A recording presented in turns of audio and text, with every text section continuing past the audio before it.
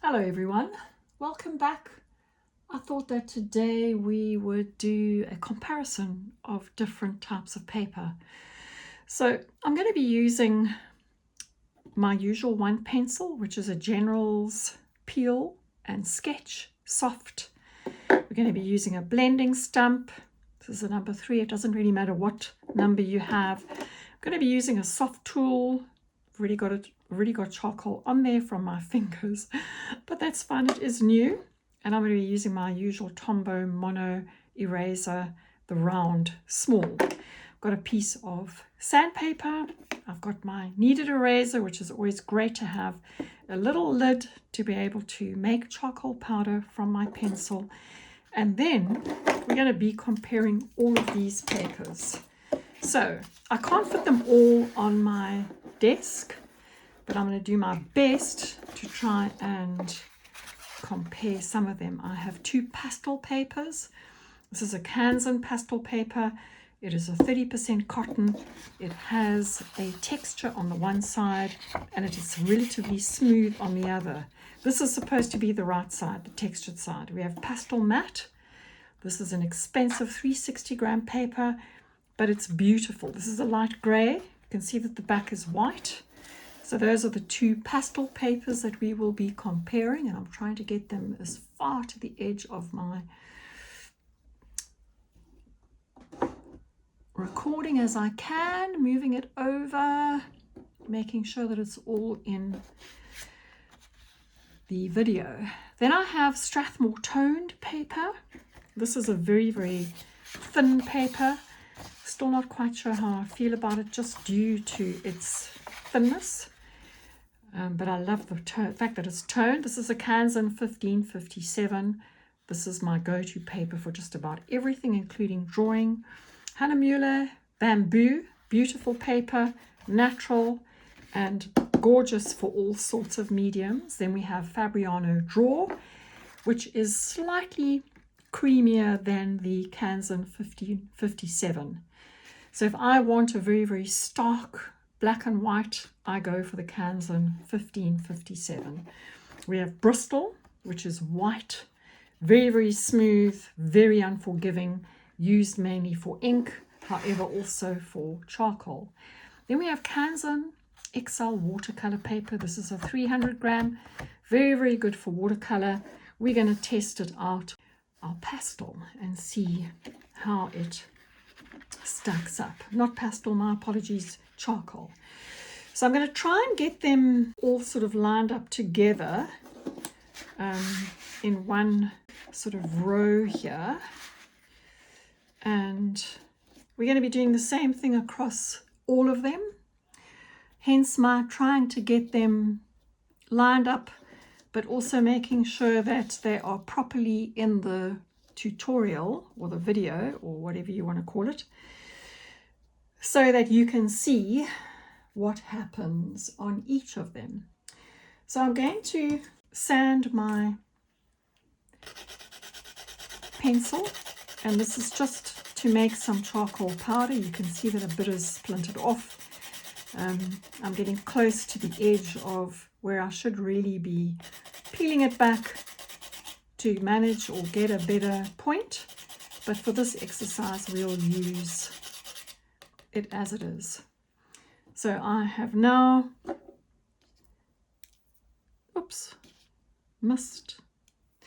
I've now sanded a piece, and I'm going to put my Sofft tool into it as we did for the lessons that we have done. And I'm going to start from this side. This is a Canson watercolor paper, and I'm just going to gently, very, very gently blend that on there, and you can see that it is a beautiful blend. It's blending in a very, very flat, smooth, very, very silky way. You can see that there's some texture in that paper. Okay, going on to the Bristol, and you can see that this is even smoother. You can see that there's hardly any texture whatsoever.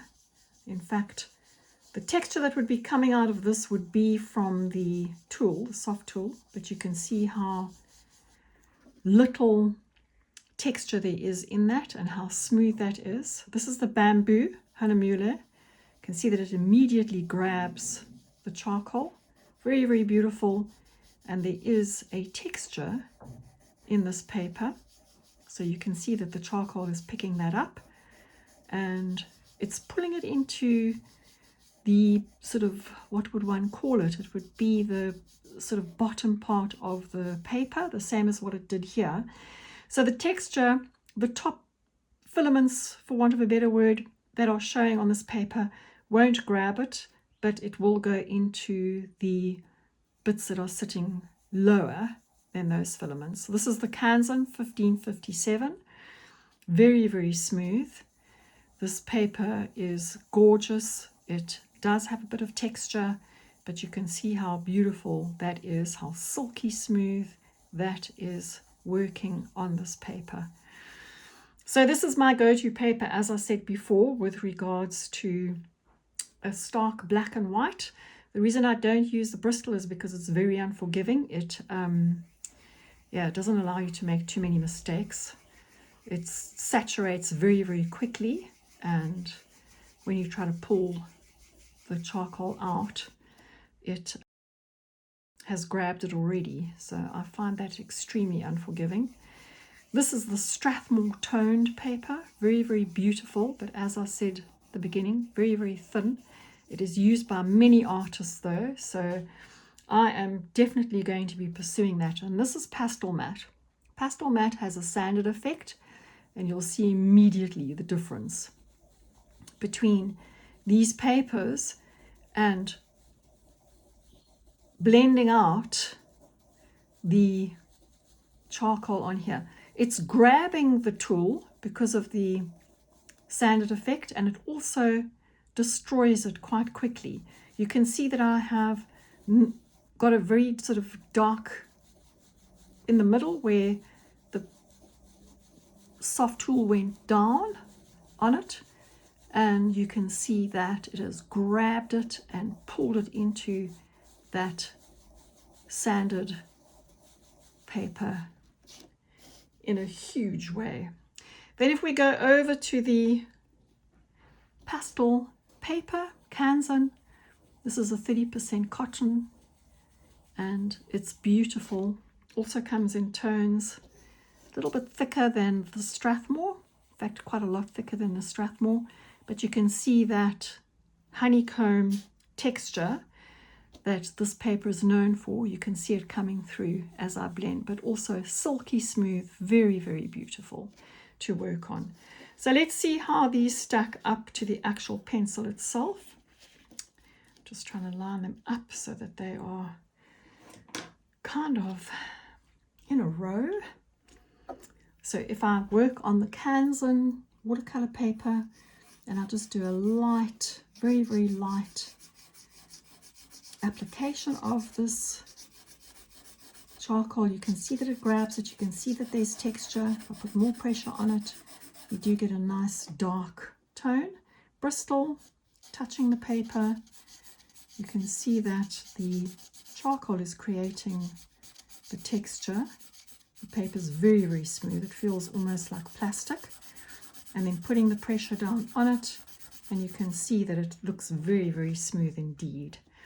The bamboo, we're doing the same exercise. You can see the texture, very, very lightly running the charcoal over it and then adding more pressure to get that darker value. 1557 Canson. You can see the texture immediately, a lot of texture in this paper, and then adding pressure. Strathmore Toned, again, just lightly touching the surface of the paper and then adding more pressure on it.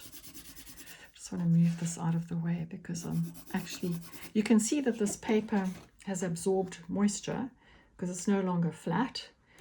One of the things about Pastelmat that one has to be aware of is that if you live in a humid place like I do, very, very quickly starts to curl, and adding pressure. You can see the difference. You can hear how scratchy this is. Listen to the scratchiness. because of the sanded, the sanded effect on it. And then this is the Canson pastel paper. Also sounds very, very scratchy, although it doesn't grab as much as the Pastelmat does. But there you can definitely see the honeycomb effect on that. So if I take our blender and I blend starting Canson watercolor and just gently blend that, blending it, just moving it away from the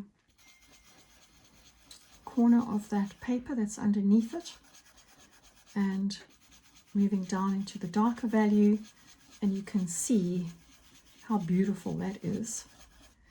You can see that it really blends well. This is the Bristol, the top part, and you can see how smooth that is. And you can see the marks that you make. So if you put this down and you blend it like you would normally blend it, you can see the marks and how it grabs the paper. Quite remarkable. And that's something that I don't know that I have the patience for. It would have to be something that I would sit and really work on meticulously and very, very slowly. But a beautiful paper nonetheless. And then we have the bamboo, and you can see the texture in that and the blend, very, very beautiful. And have a look at the difference in the whites of the paper that I'm dealing with. So you can see that the Canson watercolor is ecru color, the Bristol is white, the bamboo is ecru again, and you can see that the 1557 Canson is white. This is the paper that I use quite a lot on for charcoal and for drawing when I want a stark monochromatic effect. And then we have Strathmore Toned paper, and you can see this paper is very, very beautiful. Very, very beautiful to work on. And we have the Pastelmat. You're going to hear how scratchy it is. This is very, very beautiful to use for charcoal, I have to say. It really grabs the charcoal with absolutely beautiful effects. And you can see how smooth that looks. And then we come to the Canson 30% cotton pastel paper, and you can see how that blends out. You can see that honeycomb effect. It definitely has a texture. You can use the other side of it. There's no way, I mean, that you have to stick with what they deem the right side of it. You can use the other side of it. There's no harm in that whatsoever. Let's have a look at lifting out of each of these and see how effective it is. So that's the watercolor paper with the Tombow Mono eraser. You can see how beautifully that lifts. This is the Bristol. You can see that is done with the Sofft tool. Here I've used the blender and it's really gone into the paper. I've really sort of blended it into the paper, so you can see that is more difficult to lift. Bamboo paper, also good to lift. That's also great to lift. You can see that there is some in the paper. The paper is a bit saturated, but not bad at all. 1557, and you can get down to the white of the paper.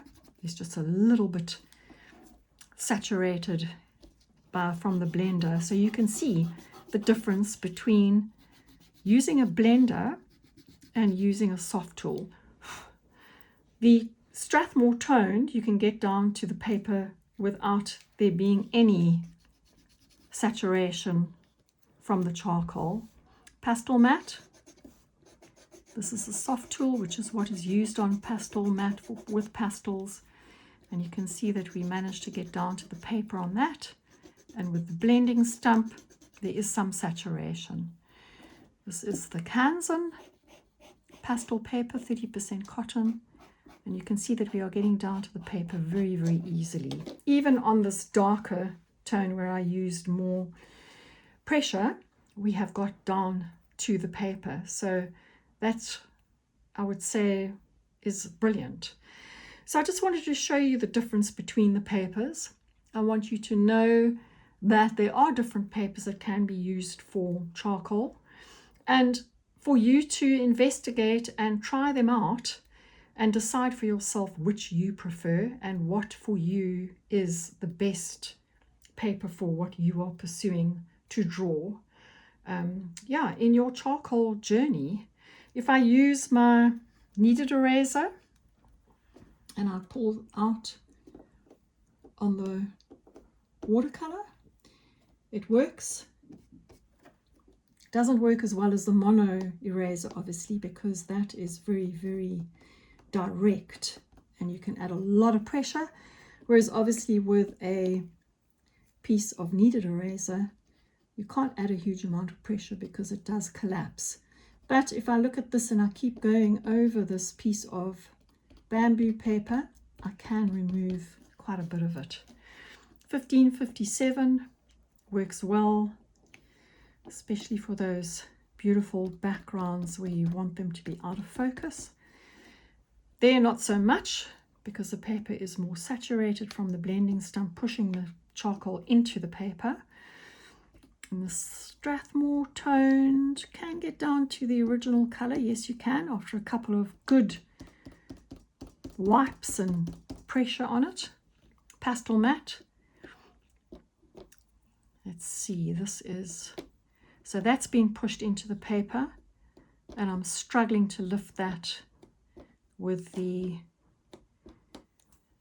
kneaded eraser, but I am getting it out and I am getting down to the paper, and that's quite a beautiful effect. If I do it down here, a lot more difficult because the blending stump again has pushed it into the paper.